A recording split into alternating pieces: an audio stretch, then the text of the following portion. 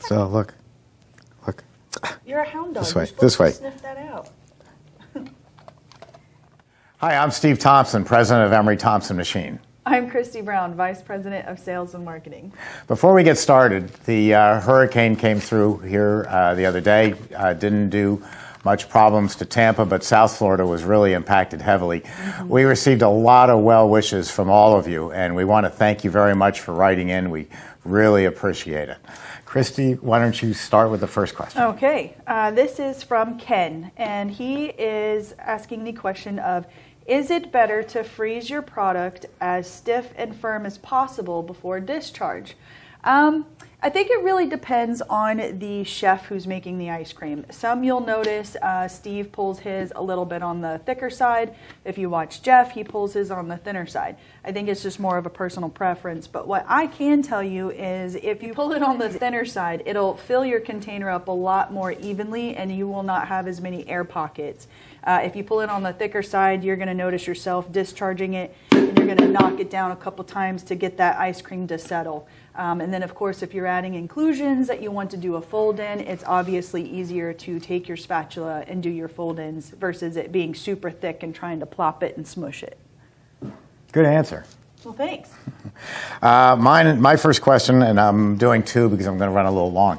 My first one is, what have you done for me lately? That's what a customer wrote in. Technically, he said, what improvements has Emery Thompson made in recent times to their machines? We're constantly improving our machines, anything we can do to make them better and make them easier for you to run. I'm going to go over that a little bit real quick. What we have done in the past year has gone from about 482 how to make videos up to 528, all at emerythompson.com. So let me stand up and come over to the machines for a minute and just go through some of the most recent improvements. A lot of it is in the infinite overrun control. This is the control that is exclusive to our machines, my invention of coming up on 23 years ago. We have added a screen now that is color to it. So I guess you can't see it from there, but it's color, which makes it easier to see. It has videos built into it that if you're having a problem, it will diagnose the problem for you and tell you, make suggestions of what you can do. It's a very simple control. It asks you, what do you want to do? Do you want to make ice cream, Italian ices, gelato? You pick the one that you want and press start. And that's about it. That makes that really simple. We have built a freeze warning into it. We always tell you, don't go off doing other things, stay by your machine. Or at least stay in the area. You can set your own timer. There's one built in so that you can be preparing for the next batch.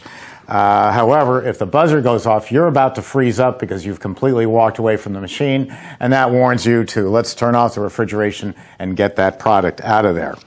On these larger models, the 44, the 24, and the 12, in the air-cooled, we've put in a larger, beefier condensing unit that has been offered to us by Copeland Corporation to make the machine exactly the same freezing time as a water-cooled machine, even though it's air-cooled.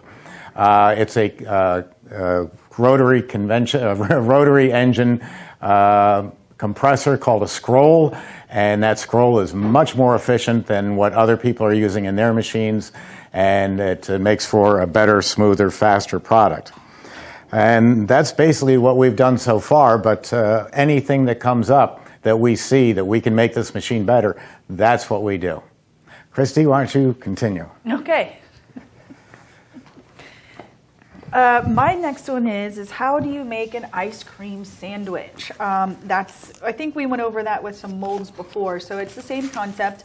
I have heard of and seen a couple different ways you can do it. Obviously, you have your fresh cookie. Some people will have, and from their dipping cabinet, pull their ice cream out, and they have it with the right exact amount in the scoop, and then they smush it on there, and then they put their other cookie on top. Obviously, that's a pretty common way. Another one is when it's freshly made, you can pack it into a round silicone mold, where it has 6 to 8 different, 6 to 8 you could fill, and then you freeze that, and then you can just pop them right out of that silicone mold, put it on your cookie, and you're good to go. It's pretty simple. And a great takeout item because you It can is. freeze them down so solid that they can drive home with them. Yep. I don't think they'll make it home. Probably. I think most people eat them before it gets there. If it's pretty solid frozen, they might struggle a little bit. One of the biggest questions that Christy and I are asked all the time and that we answer all the time is what is it going to cost me to get into business? We have been working since we brought out the CB350 and the 200 back in 2008 and 2010 to bring you machinery that is more affordable for just starting up a brand new business.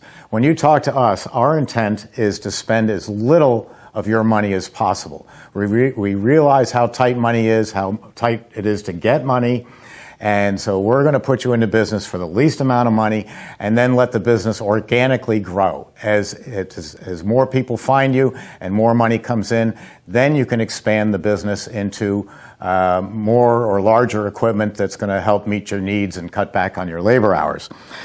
So Christy has put together a thing, what would you call it? A board, package deal. a package deal behind me. I'm going to go over to it while Mike, our senior tech, zooms in on it. And I'm going to leave again. And you can take a quick look at this and see, as Mike zoomed in on it, that we have 2 different ways to get into business with the least amount of money. So I'm back here in front of the equipment, and the first way is to use our least price machine, the CB200. This is going to make 3 quarts of ice cream in about 10 minutes and 3 quarts of Italian ice in about 14 to 15 minutes.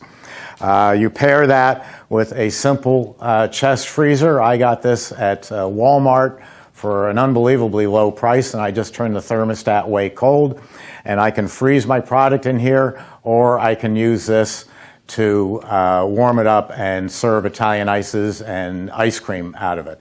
It's great for filling pints, having pints in it, half pints, things that you're going to see in future videos that we're doing. And that's going to get you into business for the least amount of money. Yes, you're going to need a couple other things. You're going to need a 3-compartment sink and some minor stuff like that. But basically, with this and this, you can get yourself into business. If you anticipate that the business is going to be larger and grow quickly, then you look to the CB350, which is going to give you double the production, 6 to 7 quarts in a little bit faster time, 8 minutes for ice cream, 13 minutes for dairy-free and Italian ice. Now, with this size capacity and with both these machines being able to run 24 hours a day, you could work with a larger version of this, the chest freezer, and fill that up, but that's going to limit you to how much you can make in a day because they're not really that strong. Or you can pair this with the hardening cabinet that we sell, which is also called a blast freezer and designed to take ice cream and ices down to 25 below zero in a very short amount of time and hold it there.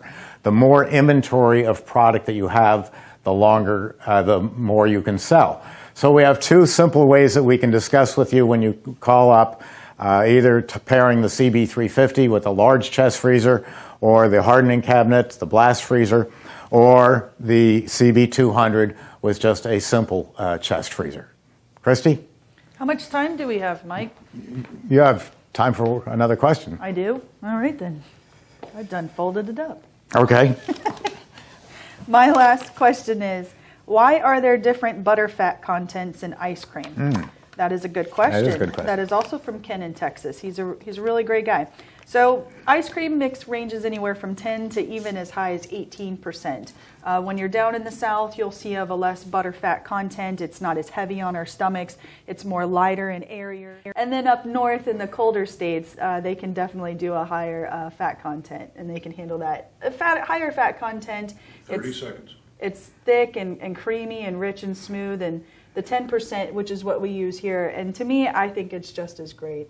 to be honest. You know, people don't really eat fat content, they No. eat flavor. I always use Steve's shtick where he says, nobody's going to come back for your fat content. They come back because it's a good flavor.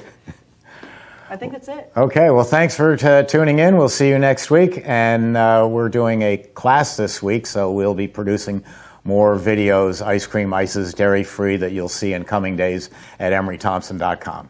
Until then, thank you very much. We'll see you soon. Bye, guys. Bye.